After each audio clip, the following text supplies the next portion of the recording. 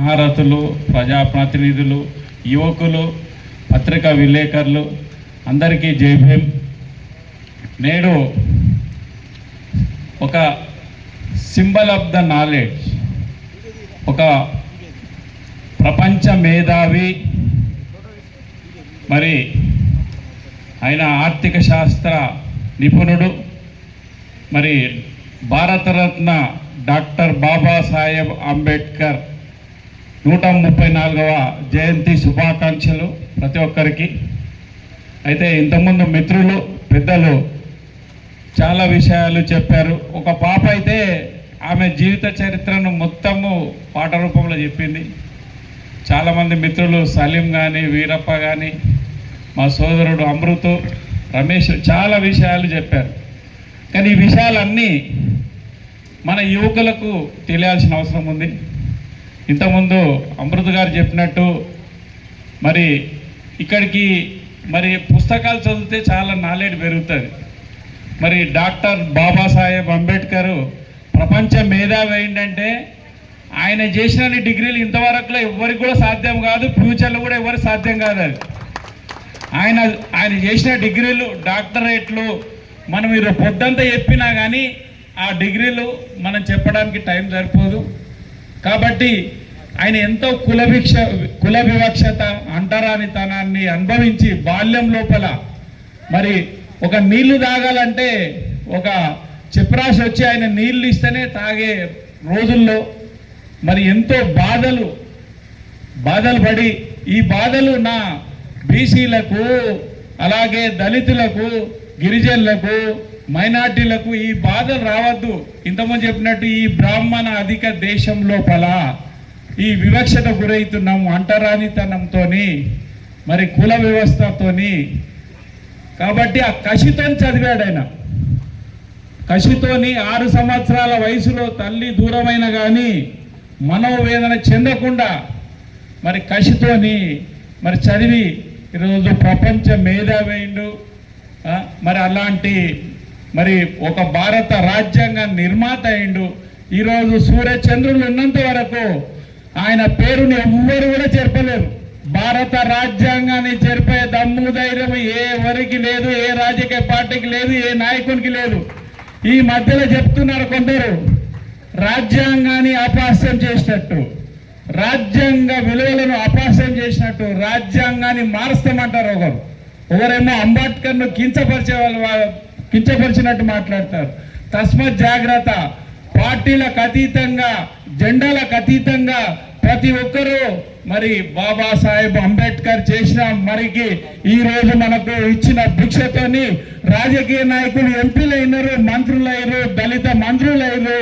మరి వాళ్ళు వేసిన ఆ రాజ్యాంగం లేకపోతే ఈరోజు ప్రజాస్వామ్యంలో ఈడొచ్చి మాట్లాడలేము.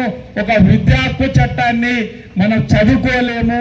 గతంలో చూసాం కొందరికే విద్య, ఆ విద్య డాక్టర్ బాబాసాహెబ్ అంబేద్కర్ గారు మన రాజ్యాంగం కల్పించిన మరి భిక్ష. మరి ఇంతకుముందు మిత్రులు చెప్పినట్టు హాస్టల్లో చదువుకొని రిజర్వేషన్లు రాని ఆ రిజర్వేషన్లు అన్నీ డాక్టర్ బాబాసాహెబ్ రచించిన రాజ్యాంగం పుణ్యంతోనే మరి ఉద్యోగాలు వచ్చినాయి. ఈ మధ్యలో చూస్తున్నాం రాజ్యాంగం లోపల ఈ రిజర్వేషన్ అనే వ్యవస్థను తీసేయాలనే ప్రయత్నం చేస్తూ, ఒకవేళ తీసేస్తే ఉద్యమాలు వస్తాయని భయపడి దొడ్డిదారిన మరి ప్రైవేటీకరణ చేస్తున్నారు. 230 సంవత్సరాలు ఉన్న ఆర్డినెన్స్ ఫ్యాక్టరీలను, డిఫెన్స్లను, ప్రభుత్వ రంగ సంస్థలను ప్రైవేటీకరణ చేసి ఈ రిజర్వేషన్ వ్యవస్థను తీసేయాలి. ఈ రిజర్వేషన్ వల్లనే అమృత్ గారు, డిఐలు, మాన్కిషన్ ఆర్డినెన్స్ ఫ్యాక్టరీలో ఉద్యోగం చేస్తున్నాడు. చాలా మంది ఉద్యోగాలు చేస్తున్నాం ఈ బీసీ రిజర్వేషన్లు, ఎస్సీ రిజర్వేషన్లు, ఎస్టీ రిజర్వేషన్ల వల్ల. ఆ రిజర్వేషన్లు అయితే మనకు ఉద్యోగాలే ఉన్నాయి. ఎవడు వాడు ప్రైవేటీకరణ అయితే వాడి ఇష్టం వచ్చిన వాడిని తీసుకొస్తాడు. కాబట్టి మనం అందరము అప్రమత్తం ఉండాలి. భారతదేశ రాజ్యాంగం మీద దాడి జరిగినప్పుడు మనము ప్రతి ఒక్కరము పార్టీలకు అతీతంగా మరి మనం అందరం కూడా ముందుండి నిలదీయాల్సిన అవసరం ఉంది. కాబట్టి ఈ పెద్దలు ఎంతో మంది మరి ఈరోజు మరి ఆయన గురించి చెప్పాలంటే ఎంత చెప్పినా తక్కువనే. రాజ్యాంగ లోపల ఓటు హక్కు కల్పించి ఈరోజు మన దగ్గరకు వస్తున్నారని చెప్పి పెద్దలు చెప్పారు. అది నిజము. ఎందుకంటే గతంలో నేను కూడా చదివిన కొందరికే ఓటు హక్కు కల్పించాలంటే ఆయన కొట్లాడి ప్రతి ఒక్కడికి ఓటు హక్కు కల్పించిన ఘనత మరి భారత రాజ్యాంగ శిల్పి డాక్టర్ అంబేద్కర్కే దక్కుతుంది. దానివల్లనే ఈరోజు కనీసము మన దగ్గరికి ఓట్లు కావాలంటే రాజకీయ నాయకులు ఎందుకు వస్తున్నారు?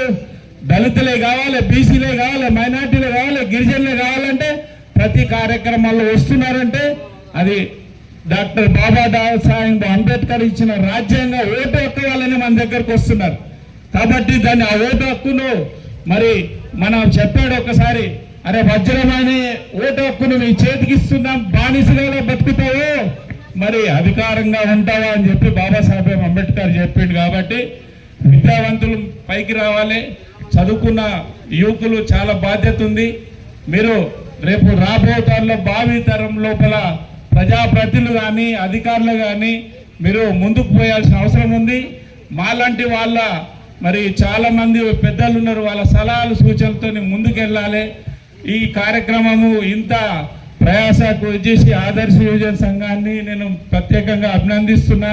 ఇంత మంచి కార్యక్రమం ర్యాలీతోని కానీ మరి టేక్మాల్ పురవీధి లోపల అంబేద్కర్ దినాన్ని మరి బయటకు తీసుకెళ్ళి అంబేద్కర్ అంటే అందరి వాడు కొందరు వాడు అని చెప్పి అందరినీ కూడా మరి సమావేశపరిచి ఇక్కడికి ఒక దగ్గర తీసుకొచ్చి ఈ సమావేశాన్ని నిర్వహిస్తున్న ఆదర్శ యువజన అధ్యక్షులు, కార్యవర్గ సభ్యులు, ఈ సహకరించిన ప్రతి ఒక్కరికి కూడా పేరు పేరున కృతజ్ఞత తెలియజేసుకుంటూ ఈ అవకాశం అధ్యక్షులకు ధన్యవాదాలు తెలుసుకుంటూ ముగిస్తున్నాను. ధన్యవాదాలు. Thank you very much. Thank you sir.